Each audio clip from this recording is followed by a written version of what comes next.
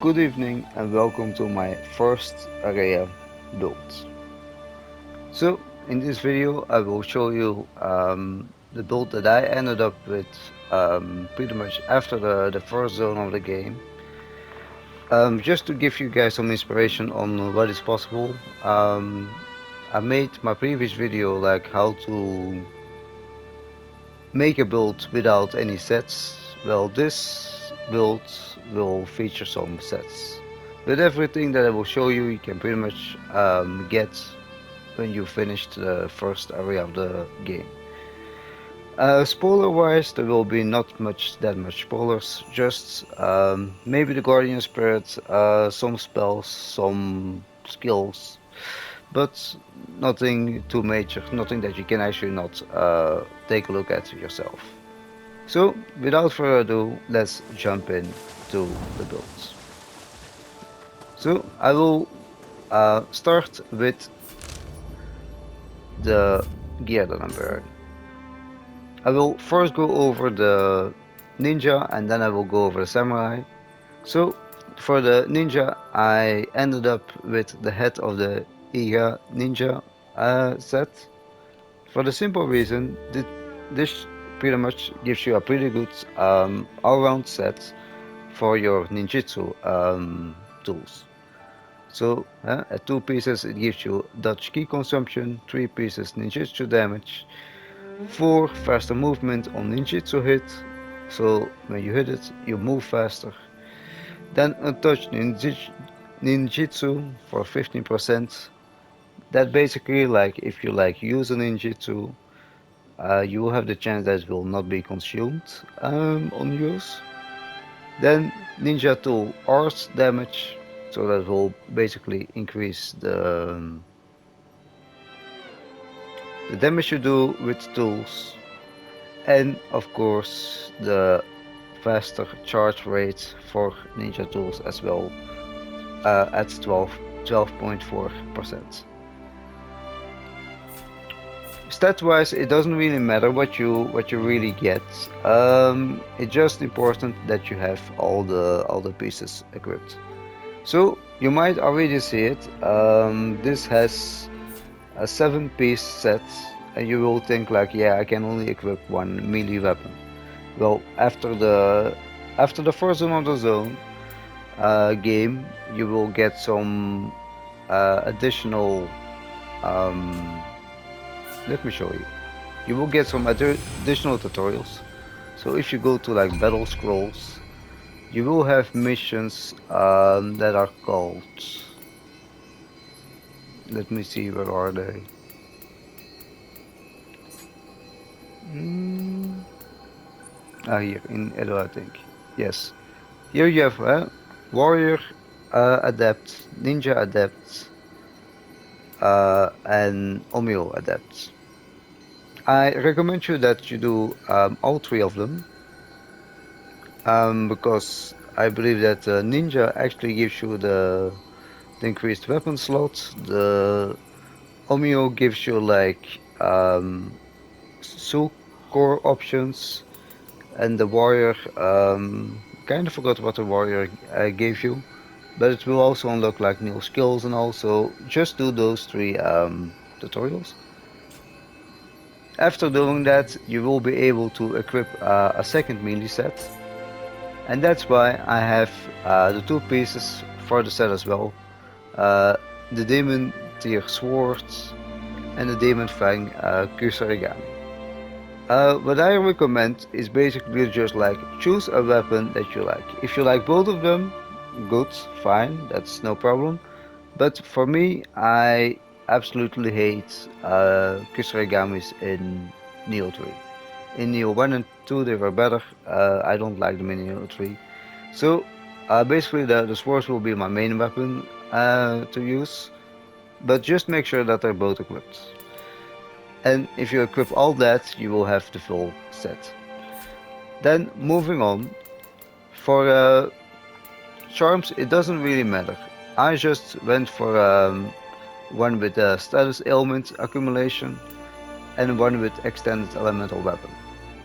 And this also this is also kind of nice, huh? My gunpowder bomb is also charging faster. So moving on to like ninja tools. So I basically went for the shrapnel bomb because even though it doesn't say it here, like you see, this builds up fire, this builds up fire, this builds up lightning, and this builds up fire. The shrapnel bomb actually does that as well. It doesn't tell you that, but it does build up fire status effect. So that is basically my fire. Then for the rest, I have poison shuriken, just to deal some poison damage. Then uncanny bolt, um, pretty much to have some electricity damage because that was the only thing that I was missing, to be honest. And then as it comes to Omeo magic, I have three things. That is water balls, like I call them, wind balls, and fire weapons. So I will basically show you how you get all of those. So that obviously comes from the soul cores that you pick up, and this is what I kind of went with. So I went for an Infernal Oni B soul core in the young slots to get like increased burn accumulation and fire damage. I also went for one in the Jin slots to get my fire talisman to put my weapon on fire. So like they're basically like those flaming heads like you see here in the video. Like those flaming heads, they drop their soul core, and you can do that with it. You will need two though to do this. Then the water balls you pretty much get from the first boss in the game if he drops his soul core.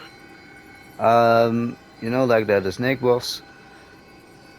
If he drops his soul core, you can equip it, and you have the water balls as well.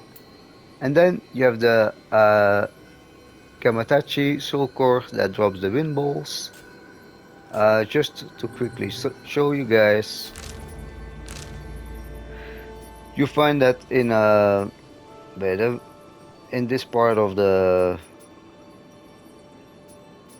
map, pretty much.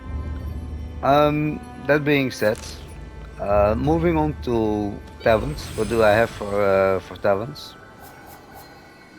Or like skills, whatever. That is basically pretty much everything that has to do with ninja tools.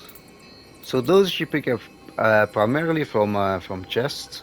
So it's really important that you go for those chests because I have like wait, no, this is the wrong one. I have like the increased amount of damage over time that I deal. Like that goes for poison, that goes for burning. Uh, Pretty much everything that does damage over time will be stronger. Then I went for hollow form, that's for my mist dash. Then I went for increased ninjutsu damage by 8%. And inflict increased damage received elemental on an enemy after you land a hit with ninjutsu. So I like hit them with ninjutsu and they take increased elemental damage. So that's kind of what I went with. For Guardian Spirit, when it comes to the ninja, I went with Enko. Enko is a spirit that you get very early on in the game. He's basically the first spirits you get after the main spirits that you get from the story. And the reason why I chose for Enko is pretty obvious. Like I do more melee damage versus burning enemies. My damage over time goes up. My damage over time that I receive goes down. And the rest doesn't really matter. But especially for those three status effects or those two status boosts that I get, I chose Enko. Moving on to the samurai, pretty much. So for the samurai, I went with fists. I basically have no second weapon at the moment for the reason I don't really need a second weapon. There is not really anything that I really need. Then just a bow for ranged, so that doesn't really matter as well. Same thing as here. The charms do not really matter. I just went with something with status ailment accumulation and burn accumulation on enemy. So just to help proc the fire. Because just like the ninja, I use the same thing: water balls, wind balls, and fire weapon. They're pretty much shared on your two classes. You see, if I do that, it's only the ninja, by the way, that has access to like ninja tools. The samurai has access to stances. Good. So, um, what did I went for? I basically, well, the main thing I want to go for is the Brave Demon Hunter set. For the simple reason, this gives you like life, material art damage, like enchanted attack when you use fists, key recovery speed, material art key consumption that goes down, and an attack bonus based on your strength scaling. But I don't have the full set right now, so I basically did combine it with the Warrior of the East set. So what does that kind of give me? Um, if we open the menu real quick, so you see here I have 3 pieces, so that gives me, most importantly, the material art damage for like 13%. And then the Warrior of the East, if I get 2 pieces, I get an additional material art damage of 5.6%. So in total, that is like a nice boost of around 18, 19 to like 20% increased damage. Moving on to skills and the Guardian Spirit. Um, I'm gonna say it like my skills and my Guardian Spirits are pretty much very nicely together. They work very well. So what I basically went with is Unshakable, reduces the damage you take while you're attacked by 10%. Double Edge Arts. This seems like a little bit a dangerous one, but it's actually pretty doable, and I will show you in a second why that is. So, increase damage dealt by strong attacks and material arts by 20% while arts proficiency is active. But in return, you take 30% increased damage.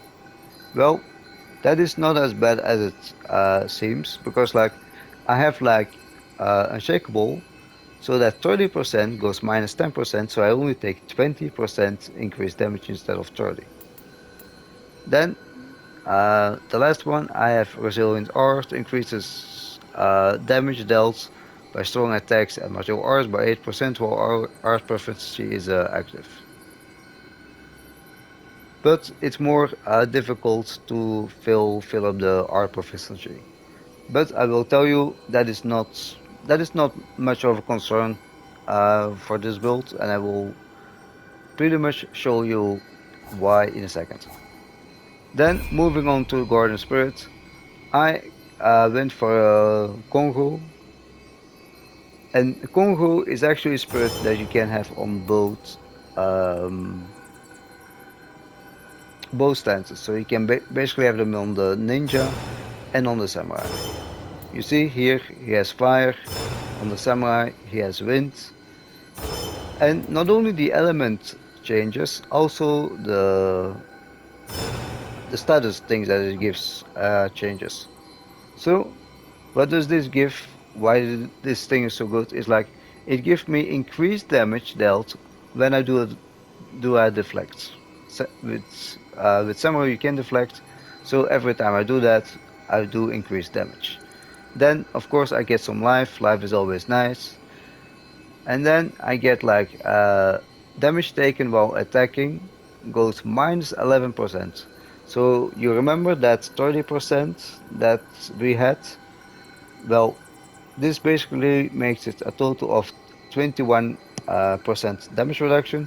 So I only take 9% extra damage instead of 30. So you see, combining this with the Unshakable kinda reduces almost the thing to 0. And then Garski consumption, while critical, sometimes this is also nice as well. That's basically when your health is low, you will take less key damage. When guarding, what I basically did before is like, uh, actually I had first like 3 pieces of the Warrior of the East, and then I had like damage taken minus 3%, so that 9% even went down to all the way to 6%. So you see that 30% increased damage that you take while using the art proficiency is not really that much of a concern. Then to address the second thing is like it is harder to fill up the bar. I will quickly show you that it doesn't really matter. So I will basically teleport um, to my little spots that I always use to show you guys stuff.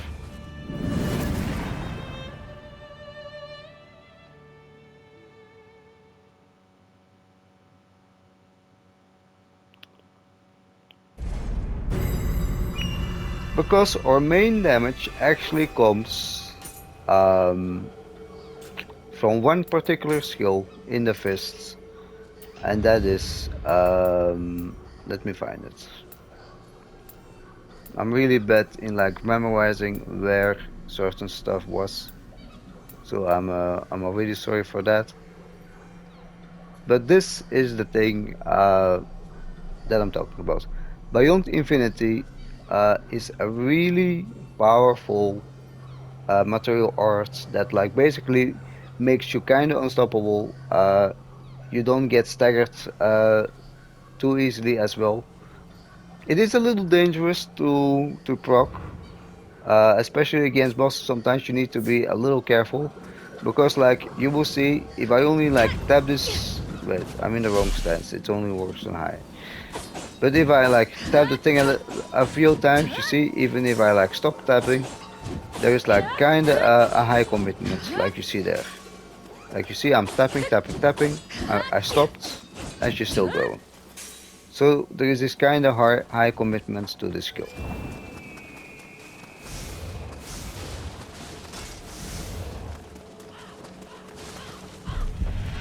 So we will lure out our little test dummy here.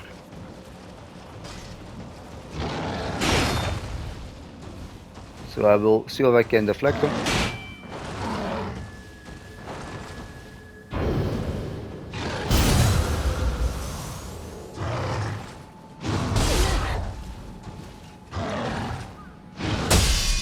You see, there is the damage boost that I get after deflect. And then basically when you activate a thing, you see that you do a lot of hits. You see my thing is already full. So like that, it's harder to fill up the bar. It's not really a concern. Plus with your art proficiency active, the skill is even free of key cost. So like you see I will do it here. And you see that my key barely goes down. I mean a few times, but like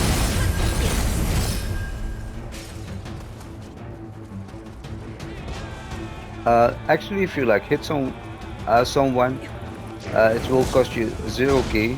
I will upload a video about me actually using this unlike on a boss, that you can really see how OP it is and how fast you can do. Basically, you only go for high stance. In mid stance, I have like this charge that can be handy to like lock down, especially human bosses.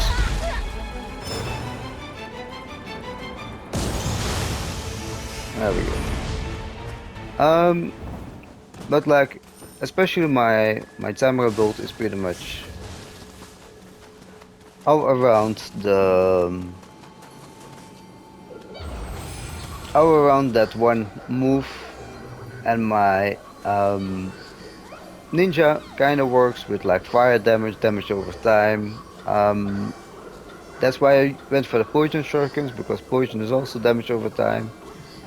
You see, it's basically like free, almost free, infinite status ailment procs. I'm quickly gonna show you the balls still, because like why would you use the balls? Well, you can use them for two things. Like you can do them that, and basically if you then like heavy attack, they will follow up, basically like mini projectiles. That, however, is not how I like to use them. I basically just love to keep them around myself, because they will constantly build up, in this case, water or wind. So we'll lure out the little test dummy real quick. Again, you see, and if I proc water here, if I just stand close to him, you see that water builds up on him. I can switch to wind. There, wind, and now he even has a third status effect that I will get into in a second. There we go. So that's basically how it works. And even if you switch stances, you see, it just persists. Combine that with the fire that I can up, so I basically have 3 status effects on a boss at all times if I want.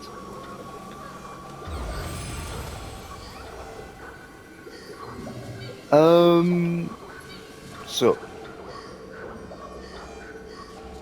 I kinda lost my thing real quick. Ah yes, I remember. So what was the third status effect that did build up? The third status effect that did build up, it both works on humans and on yokai, that is confusion. So confusion is triggered whenever you basically have two out of six, I believe, as status elements. So you see, you have them here: fire, water, electricity, wind, poison, and paralyzes. I'm not 100% sure if it works with poison and paralyzes, but I do know sure that it works with those four: fire, water, electricity, and wind. So basically, if you have two of those equipped, like in my case, water and wind, if they're both on the same target, the target gets confused. And confused reads as follows. Huh? A confused base status ailment increases the damage received from attacks and also slows the recovery of ki for the afflicted yokai, but also the human. It also works on humans. Bearing some exceptional ki recovery will be halted. So basically, he's not able to recover any ki for the time being. Completely activates when affected with multiple status effects, at least two ailments at once, and the effect increases with the variety of ailments. Um, like basically, the more status effects you have on him, uh, the better it works. So like, let's say that I got water and wind on him, and I attack him a few times, or I throw a few bombs, and I get him burning, then confusion get even stronger. So you see, that is a pretty nice, early, pretty strong build.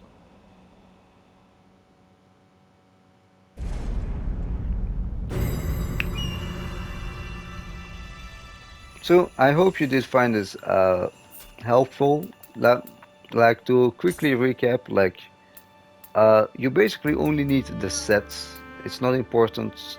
I mean, some good status effects or some good status boost is nice. Obviously, that's always nice. But you basically only need the sets to make this working. Same as well.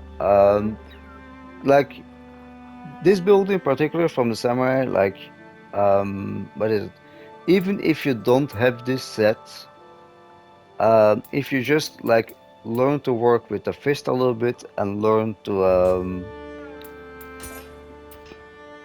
control this move um, beyond infinity there. Like this is almost a build on its own. Um, it is, it's extremely long. I didn't, I don't think I fully showed it, but like, you see, this is entirely the duration. That's one and the same material art. Combine that with the fact that if your art proficiency is active, it does cost no key. So you can basically do this at no key cost. Obviously, it doesn't work right now. But you can basically do this at no key cost. And while the boss is already like cornered a little bit, like while he's cornered, you can basically do this again.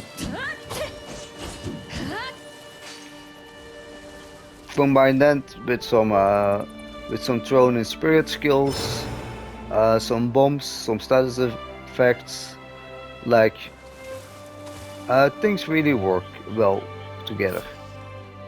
You will see that especially here. Uh, Let me quickly show that what I actually all have before I wrap up this video. Is like you will see, um, I do have quite a few things on fists, but like I basically have a few things. I have the Beyond Infinity here. You see that's all high stance. Just the spinning kicks, that's basic. Rising Gale, basic as well. Battering Ram, basic too. Fist of Reckoning and Limitless. This is also really powerful, but it takes quite some time. If you don't like that, you can just go for Kick Cycle instead. I kind of like it. Unlike the mid stance, I do have the Kick Cycle here. I have the something Battering Ram, Rising Gale. Then a regular charge is really handy to like kind of lock someone to a wall or lock someone in a corner, and then like while you did that, you can basically go to Beyond Infinity in high stance and basically lock them in place. And then low stance I'm not really gonna get into because I actually don't use it. It's just whatever is here, I have it pretty much, but I don't really use it. One thing I'm gonna say real quick though is like if you want to combine it with the mid stance, yeah, it is this you need, but I would also recommend you to go for the upgrade because then you can like pretty much do some heavy attacks after your charge ends. And that is pretty much everything that I have for this build. So for who did watch all the way to the end, I will pretty much dive real quick in my other weapon, and that is the dual hatches. Well, the dual hatches are not a part of this build, but they're so good that I just kept them. So the hatches were my first ever weapon, and pretty much what I did with this is wait, let me find it. Is it this? Yes. You basically go for Heaven's Clash. You see it's under the Wolf Rage here. Then Heaven's Clash, and eventually you can upgrade it to Heaven's Clash Rinse. It's the same move. Uh, it just has a slightly longer wind up, not very long, and it throws out some tornadoes that do wind damage. Then you combine it with this, the Wild Surge. So after doing this, like after doing this, you can basically press the square button and your character will dash to the location of the axe. Then while you're dashing, you press triangle and you will do this little flurry attack like this. like that. You see that? Like, it's a very easy combo. Like, just hold your block button, like hold the triangle, throw them out like that, and then it's basically like square and triangle, square, triangle. Like, this seems like a very easy and very fast move, but the thing about this is like my ninja is light roll, and I really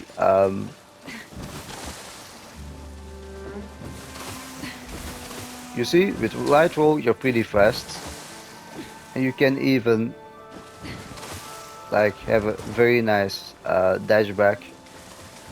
So all that together makes it so that you can do this, hit the boss, and then like before the boss can hit you, you're already gone again. So that's that's the really quick other tip that I had. Definitely give hatches a try. Hatches are amazing. Even though I kind of use the sword right now just for the builds, it's it is still amazing. To quickly go over what I have on the swords, that is basically everything that I kind of liked. So like what I kind of went with was like this and this is basic, but I kind of pretty much went for a sky piercer with fire. If you don't have that, just go for the normal sky piercer. And then I can also switch it to wagon kick water. If you don't have that, just go for the normal wagon kick. Then I have haste to have some parry in my sword.